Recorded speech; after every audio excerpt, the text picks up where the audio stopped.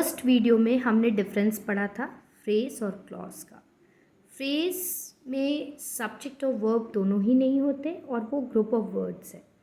और कभी कभी ऐसा होता है वर्ब है तो सब्जेक्ट नहीं है, ठीक है। So phrase is nothing but a group of words and it can not stand alone, it has to be joined with the other sentence to complete its meaning.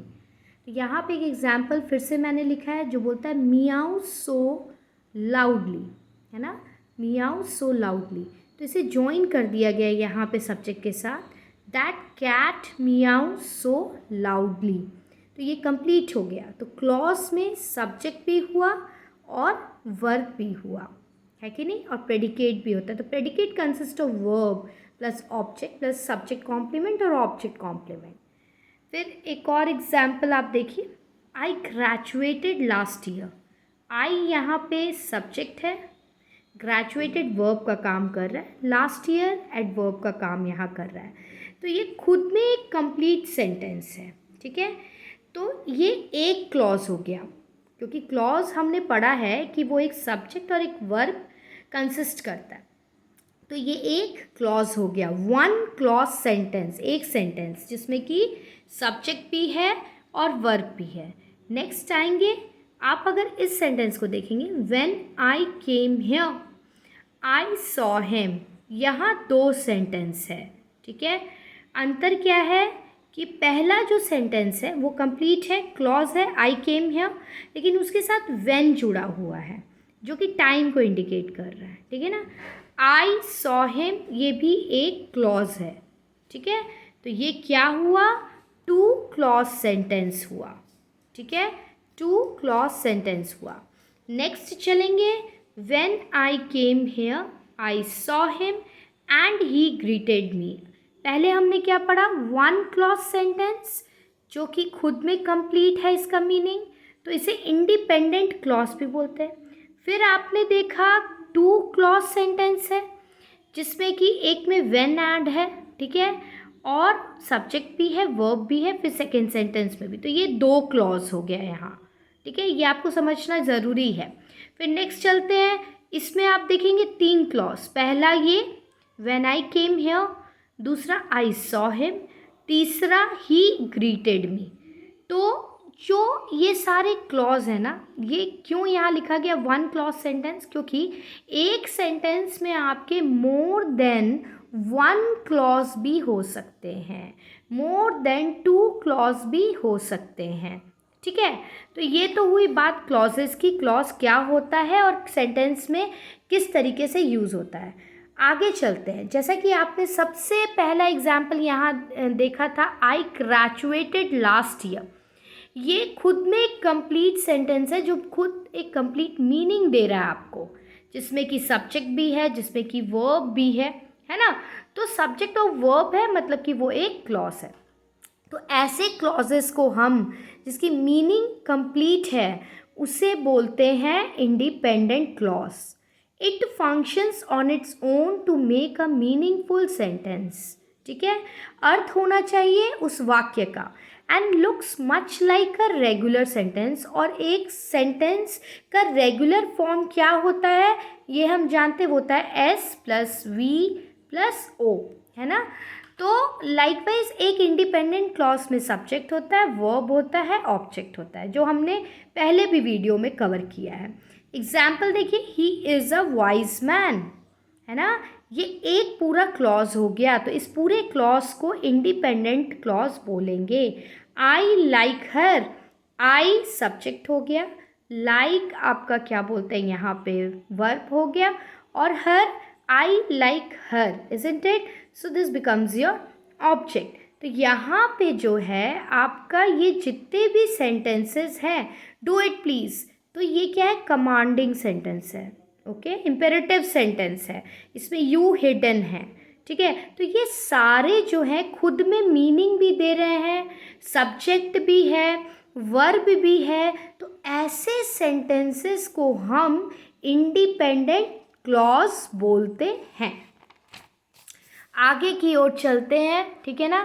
क्या लिखा हुआ है next point, in a sentence two independent और one independent one dependent sentences और clauses are connected together.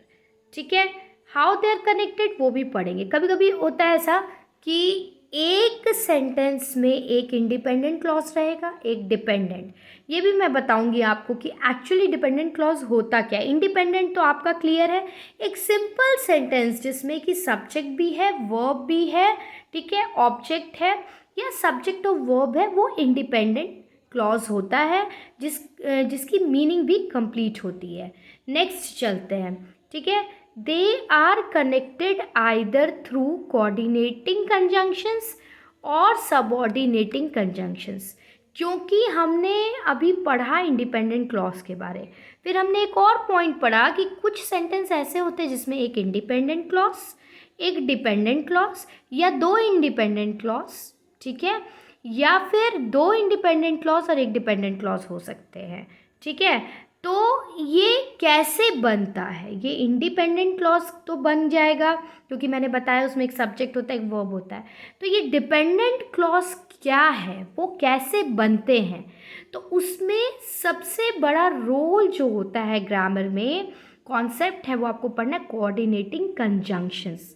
Conjunctions का नाम आपने सुना होगा, ऐसे वर्ड्स, ठीक है, जो कि दो फ्रेजेस को, दो सेंटेंसेस को जॉइन करते हैं, उसे कंजंक्शन बोलते हैं। तो कंजंक्शन के बहुत तरह के प्रकार होते हैं, they are of different types. So उसमें से क्या है, कोऑर्डिनेटिंग कंजंक्शन पढ़ना है क्लॉजेस में और सबऑर्डिनेटिंग कंजंक्शन पढ़ना है क्लॉजेस में। ठीक है, तो पहले हम लोग पढ़ेंगे कोऑर्डिनेटिंग कंजंक्शन। ये कंजंक्शन यहाँ पढ़ना क्यों ज़रूरी है, क्योंकि अगर आपको सीखना है कि what is this dependent clause, how you are going to identify, तो वहाँ पे इन कंजंक्शंस का बहुत बड़ा रोल है। So you need to learn, this is very important for you to know coordinating conjunction. चीज़ों को आसान बनाते हैं, आप कैसे, किस 7 कोऑर्डिनेटिंग कंजंक्शन को दिमाग में रखेंगे, फैन बॉयज, ये ट्रिक है।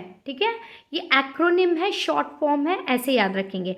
F से फॉर, A से एंड, N से नॉर, B से बट, O से और, Y से येट और S से सो।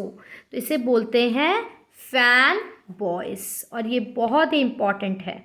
ठीक है, आपको कैसे पता चलेगा कि कौन सा सेंटेंस इंडिपेंडेंट है, कौन सा सेंटेंस डिपेंडेंट है ना, कौन सा सेंटेंस मेन क्लॉज है, कौन सा सेंटेंस प्रिंसिपल क्लॉज है। ठीक है, तो ये सब जानने के लिए आपको एटलीस्ट ये कॉन्सेप्ट होना ज़रूरी है कि कोऑर्डिनेटिंग कंजंक्शन क्या है और सबऑर्डिनेटिंग कंजंक्शन क्या है।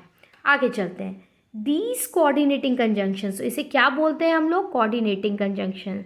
ये basically they are of 7 types, okay, and these coordinating conjunctions join two independent clauses. ठीक है ना, ये जो कोऑर्डिनेटिंग कंजंक्शन है ये जॉइन करते हैं दो इंडिपेंडेंट क्लॉजेस। तो आपने पढ़ा कि इंडिपेंडेंट क्लॉज क्या होता है, इंडिपेंडेंट क्लॉज वो होता है जिसमें एक सब्जेक्ट होता है, एक वर्ब होता है। तो जब दो इंडिपेंडेंट क्लॉजेस एक साथ लिखे जाते हैं तो उसे कौन जोड़ता है, उसे ये फैन बॉयज जोड़ते हैं, उसे ये सारे कंजंक्शंस जोड़ते हैं। ठीक है, जिसे हम कोऑर्डिनेटिंग कंजंक्शन भी बोलते हैं। एग्जाम्पल देखिएगा, they said their final goodbyes for they knew it was time. अब देखिए, they said their final goodbye, ये हो गया एक सेंटेंस। ठीक है, अब दूसरे सेंटेंस को देखिए, दे न्यू इट वॉज टाइम, है ना, तो ये हो गया दूसरा सेंटेंस। अब इन दो इंडिपेंडेंट क्लॉज को, जिसमें कि आपका सब्जेक्ट भी है, इसमें वर्ब भी है ना, और आपका क्या बोलते हैं, rest part of the sentence, इसमें भी वही है, सब्जेक्ट है, वर्ब है और रेस्ट पार्ट। तो ये एक क्लॉज हो गया, ये दूसरा क्लॉज। इन दो क्लॉजेस को कैसे जोड़ा गया, ये कोऑर्डिनेटिंग कंजंक्शन के थ्रू जोड़ा गया, फैन बॉयज F फॉर। ठीक है, तो दो इंडिपेंडेंट क्लॉजेस को यहाँ पे कोऑर्डिनेटिंग कंजंक्शन के थ्रू जोड़ा गया। ठीक है, आगे बात करते हैं नेक्स्ट वीडियो में।